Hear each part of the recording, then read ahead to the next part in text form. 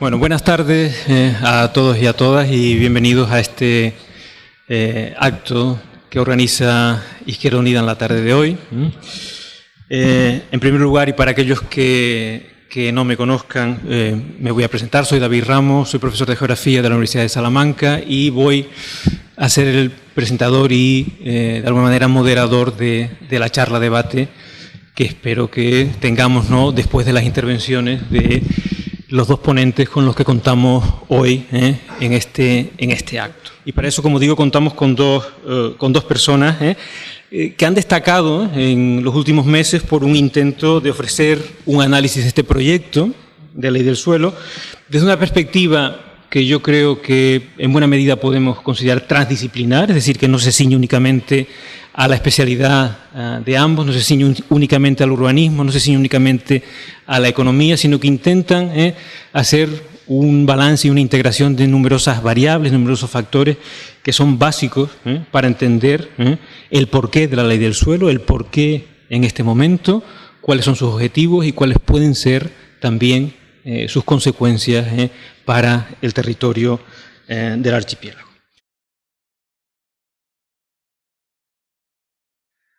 Vamos a empezar diciendo que esta es una oportunidad, sigue siendo todavía una oportunidad única que solo se da una vez por generación, prácticamente. El poder hacer una ley del suelo, una nueva ley del suelo. La anterior en Canarias fue hace casi 20 años, la siguiente posiblemente tardará otro tanto. Y en ese tanto desapareceremos un montón de gente y aparecerá un montón de gente nueva, aparecerá una nueva generación que empezará a hacer las cosas de una forma diferente. ¿Por qué, a pesar de pretender hacer unas leyes sostenibles, sin embargo, la realidad canaria durante esos años mismos, de 1985 a 2003, se aleja tanto de la sostenibilidad? Bueno, en primer lugar, porque los instrumentos de planeamiento solo son la expresión espacial de unas políticas determinadas. En segundo lugar, porque las leyes se inaplican con demasiada frecuencia, sobre todo en este país que desde los tiempos de la conquista lo que hacían los encomendederos, los dueños de los casi esclavos indígenas, era simplemente ponerse las cartas del rey sobre la cabeza y decir acato pero no cumplo. Con eso quedaban bien con el emperador, pero seguían teniendo sus encomiendas, los indígenas en sus encomiendas. Y en tercer lugar, por la incoherencia. Si hay unas leyes territoriales sostenibles, pero hay unas leyes fiscales y económicas insostenibles, como es el caso de la Reserva de Inversiones de Canarias, etcétera, que van en dirección contraria, al final es imposible que el resultado sea aquel que pretendían las leyes más sostenibles. El texto refundido tenía 128 modificaciones y las directrices generales de ordenación general y del turismo tenían 45 modificaciones. Era una maraña construida. Sin texto refundido, simplemente con contradicciones dentro de un mismo texto, no sabía uno a dónde ir a buscar y a continuación ya se tenía la excusa para hacer lo que se quería hacer, que era otra cosa. Pero que conste que la maraña se construyó exactamente por las mismas fuerzas políticas que ahora dicen que esa maraña obliga a hacer lo que se está haciendo. Por eso nuestra realidad actual es que necesitamos 10 archipiélagos y medio, necesitaríamos 10 archipiélagos y medio para producir lo que consumimos y para absorber los residuos que generamos. Los objetivos serían corregir, sería intensificar la sostenibilidad, añadir el cambio climático como uno de los objetos fundamentales, y las condiciones sería voluntad política por parte de las fuerzas en el poder y la participación y consenso por parte del resto de la sociedad. Pero la respuesta a todo esto ha sido el proyecto de ley del suelo de Canarias. Sin diagnóstico. O sea, no se ha hecho un estudio de las causas complejas que nos pueden haber llevado a los retrasos de los planes, a los retrasos de las actuaciones. Simplemente se ha dicho la culpa es del gobierno de Canarias, lo ha dicho el gobierno de Canarias, además, es curioso. La culpa es de la CONMAC. Si suprimimos la CONMAC, si suprimimos las competencias territoriales del gobierno, ya todo se arregla automáticamente. Y se las damos, además, a la administración más pequeña, a los municipios de forma directa. Y sin consenso tampoco, solamente con el apoyo de determinados sectores económicos y sobre todo de determinados grandes grupos empresariales. ¿Cuál es el modelo Y es lo que vamos a explicar a lo largo de esta primera intervención. ¿Cuál es el modelo que propugna la ley? La explotación del territorio. Y además lo dice de una forma clarísima, la explotación económica del territorio lo dice de una forma clarísima en la exposición de motivos. Facilitar la actividad económica y social en el suelo, en los suelos aptos para ser desarrollados o recuperados, y además con urgencia, porque estamos en tiempos de crisis. Bien, lo primero es eliminar los controles administrativos. ¿Cómo se hace? Reforzando a las administraciones con menor capacidad de acción y debilitando a las administraciones con mayor capacidad de acción.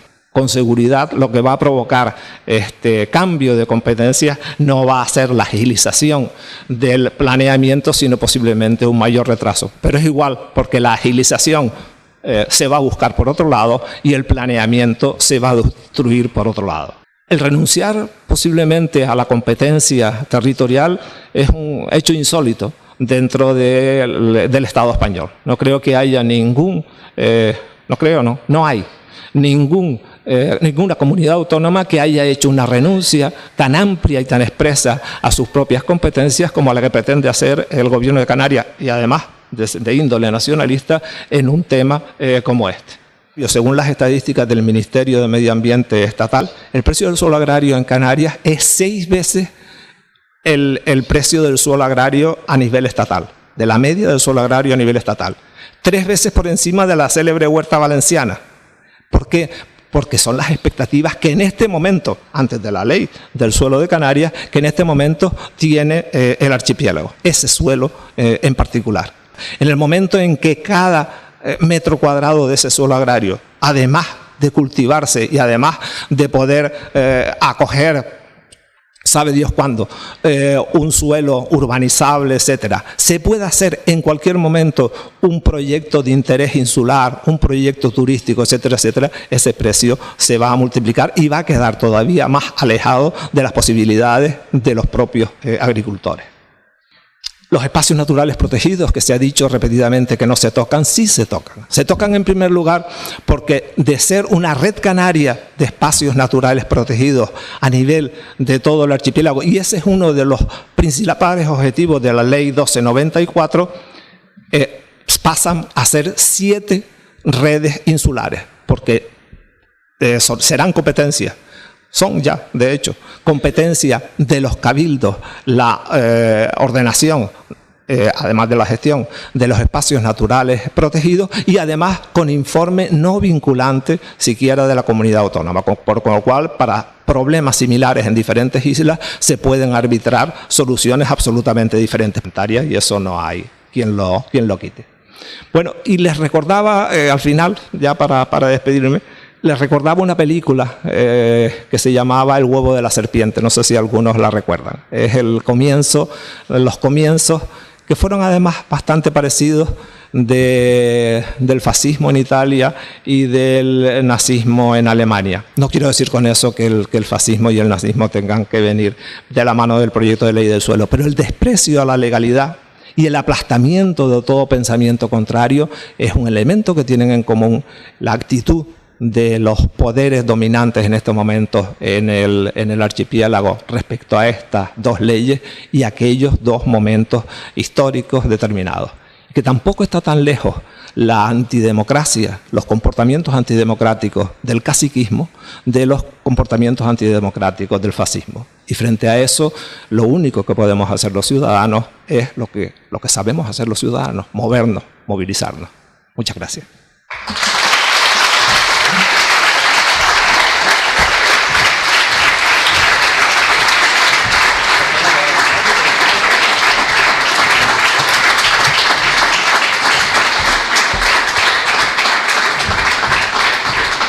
Claro, cuando empecé a prestarle atención al tema de la ley del suelo, claro, empezaron a juntarse cosas. Es decir, y a mí lo que me vino es, están repitiendo el mismo esquema, el protocolo, le llamo yo. Están con el mismo protocolo.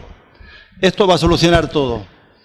Empleo para todos, crecimiento económico y recaudación fiscal. Y claro, no me cuadra. Y entonces empecé a tirar del hilo y a buscar en mis archivos y a tratar de entender Es decir, que es lo que voy a mostrarles a ustedes, cómo veo yo esta cuestión con la experiencia que de bastantes años trabajando sobre megaproyectos cuyos resultados y cuyos objetivos nunca eran los que públicamente se decían que se iban a cumplir. Bueno, a mí me gusta mucho apoyarme en el Roto. Me parece que es uno de los filósofos más interesantes que hay en este país y me gusta siempre empezar por esto. Prohibido ver lo evidente. Hay gente más sofisticada o más... Dice, estamos en un contexto de ceguera construida. Faustino hablaba antes de maraña construida. Nos cuesta mucho ver lo que tenemos delante. Nos educan. Y yo trabajo en la universidad y sé el papel que juega la universidad a la hora de construir la ceguera, que no es pequeño. Otro texto de Hudson, un economista, que dice, los ministros de Finanzas de Europa son lobistas de los grandes bancos. Vaya, son comerciales. Hablando claro, son comerciales. Estamos en manos de comerciales. Pero parecen que son políticos. Muchos son comerciales y no trabajan para el interés público, sino que trabajan para sus empresas. Cualquier propuesta de una nueva ley o regulación comercial de los empresarios tenemos que verla con la máxima precaución y con una investigación cuidadosa. Ojo. ¿Por qué? Porque proviene de una clase de hombres cuyos intereses nunca coinciden con los de la sociedad, con el interés público, y tienen generalmente un interés en engañar e incluso oprimir a la comunidad. Se va a crear empleo, no sé qué, no sé cuánto, pero eso no va. Yo le digo a mis estudiantes, no se hagan ilusiones. Ustedes tienen muy poco futuro con este tipo de leyes. Y no quiero asustarles a los estudiantes. Es que en una sociedad en la que se hacen las cosas como ha planteado Faustino que se hacen y en la que de alguna manera coincide con lo que está diciendo aquí Adam Smith, razonar, argumentar, debatir, respetar valores, no tiene futuro. No se hagan ilusiones. No hay futuro en este contexto. Le piden a Clavijo que suprima trabas en la ley del suelo para ganar agilidad, para crear economía y empleo. Pero claro, ¿quién va a estar en contra del empleo? ¿Quién va a estar en contra de crear economía, aunque no se dice muy bien lo que es? Y hay otra opción. Miren, no, yo se lo digo a los estudiantes jóvenes, nunca van a encontrar trabajo todos. Esto o lo vemos o no lo vemos, nunca va a haber pleno empleo, nunca va a haber trabajo para todos. Tenemos que empezar a cambiar las lógicas. Y hay opciones como el trabajo garantizado y la renta básica. La mayor parte de las empresas veían las subvenciones como algo totalmente garantizado. Y este es un tema clave. ¿Quién recibe exactamente subvenciones y de qué tipo? Porque claro, aquí se habla de la economía y el empleo, pero he estado revisando unos datos de las ayudas al plátano, que luego citaré. La mayor parte de los pequeños agricultores no ven nada. Pero no solo en el plátano, sino en otro tipo de agricultura y otro tipo de actividades. Las subvenciones son para determinados grupos empresariales. El gobierno, el ministro Soria o el gobierno de Rajoy lo que hizo fue derogar toda la ley energética que aprobó Zapatero con el tema de las renovables, creando inseguridad jurídica. Y estamos en plenos procesos de oposición de grandes inversores en esas leyes para ver quién va a pagar los daños generados. Los hábitos de las personas a mí me interesa muchísimo, ¿no? Y es que hay que hablar de malvados. ¿Por qué? Porque claro, aquí hay mucha crueldad. Esto no es que la naturaleza humana somos así, no vamos a dejarnos de historia. Estos son objetivos deliberadores de yo voy a beneficiar a estas personas. Estamos en un contexto cultural en el que cualquier cosa es mercado y cualquier cosa es libre. Y entonces hay un economista norteamericano, Baker, que a mí me gusta mucho, y dice, la derecha tiene tanto interés como los progresistas en que el sector público intervenga en la economía. De lo que ha estado hablando Faustino es de intervención en la economía. Dice, pero quiere que el sector público intervenga redistribuyendo el ingreso en provecho de los más ricos o de los más poderosos. Oculta estas intervenciones para que parezca que las estructuras que redistribuyen el ingreso hacia los de arriba no son más que el resultado del funcionamiento natural del mercado. Una encuesta que se ha hecho en el año 2014 en España dice 8 de cada 10 personas piensan que en España las leyes están hechas para proteger a los poderosos. O sea, lo que les he estado diciendo anteriormente de Adam Smith, de Galbraith, de esta gente, no estamos tan alejados.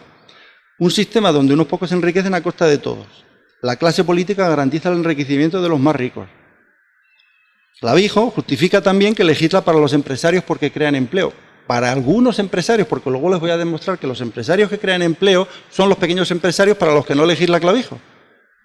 Entonces tú dices, a ver, espera, aquí está pasando algo, ¿no? Está creciendo el turismo mucho todas las islas se está viendo este verano, o desde hace ya tiempo, mucha gente quiere crear empleo, pero al mismo tiempo promociona los bajos sueldos como incentivo. Y ustedes saben, me imagino, en qué condiciones se está creando empleo. Precariedad, págate tú la seguridad social, solo te pago una parte en blanco, la otra en negro, hay una variedad y una casuística increíble. Y muchas horas de trabajo. Desde el año 94 hasta ahora, la RIC, lo que les decía antes, ha dotado 30.000 millones de euros. ¿Ustedes creen que una economía ultraperiférica, con problemas de comunicaciones, no sé qué, que está mala, los empresarios pueden dejar de pagar 30.000 millones? ¿Pero de qué estamos hablando? Es que ya está bien, prohibido ver lo evidente. Aquí parece que el que habla, yo cuestiono lo de que seamos ultraperiferia, cuestiono un montón de cosas, de creencias infundadas con las que nos educan. Y claro, compañeros míos o los estudiantes dicen, bueno, pero a mí es que me han dicho que somos una ultraperiferia. Digo, pero piensa por tu cuenta. Claro, piensa por tu cuenta. Yo no quiero que repitan, piensen por su cuenta, lo digo en serio. No, es que si no, estamos perdiendo el tiempo. ¿Cómo es posible que una economía en mala situación, estancada, como dicen algunos empresarios, puede dotar 30.000 millones de la RIC? 30.000 millones de euros, ¿eh? ¿En qué se ha gastado la RIC? Pues no se sabe bien, pero algún experto como Salvador Miranda, en un trabajo del año 2003, ya hace un tiempo, dice, en suelo y cemento, sobre oferta de camas turísticas. Esto en el 2003. Fíjense ustedes qué mal estamos en Canarias, que no es el censo, es una estimación. En el año 2011 decía, había 152.000 viviendas vacías. ¿Ustedes se imaginan en una comunidad como la de Canarias, con 2 millones de habitantes y 10, 12, 14 millones de turistas, 152.000 viviendas vacías, y dicen que la economía está estancada? Y mientras tenemos a los empresarios pequeños, a los autónomos y a los pequeños empresarios con la soga al cuello. Bueno, como enseguida te hablan, te tachan de o anticonstitucional, pues se van a la Constitución, artículo 31.1, todos contribuirán al sostenimiento de los gastos públicos de acuerdo con su capacidad económica mediante un sistema tributario justo, inspirado en los principios de igualdad y progresividad, igual que la RIC, ¿no? Claro, es que, y luego resulta que los que cuestionan, pero si es que son ellos los que no cumplen la Constitución. Y esto es un recordatorio final, hay un par de cosas más que puedo saltar para que tengamos tiempo para hablar. Esto es de Adam Smith. Dice, la sociedad puede mantenerse sin beneficencia, pero si prevalece la injusticia, su destrucción será completa. Ojo, ojo, que era muy lúcido este hombre. La justicia es el pilar fundamental en el que se apoya todo el edificio. Si desaparece el inmenso tejido de la sociedad humana, será pulverizada en átomos. Y de esto ha estado hablando Faustino. Está desapareciendo un tejido social que tiene unas posibilidades de vivir. Cuando estamos aquí hablando de todo esto, de las leyes del suelo, del territorio, estamos hablando de la vida. Estamos hablando, es una apuesta por la vida la que está en juego. No estoy exagerando, lo digo en serio, de verdad. No estoy exagerando, es una apuesta por la vida, por una manera de vivir. Y el desarrollo sostenible tiene que ver con un deseo de convivir. No de 4 boberías que dicen del informe Brundtland y no sé qué. No, es deseo de convivir y de respetar a las personas. Si no, como dice Adam Smith, se nos va a caer esto. Hay algunas más, pero lo termino aquí para que podamos tener tiempo para hablar. Muchas gracias.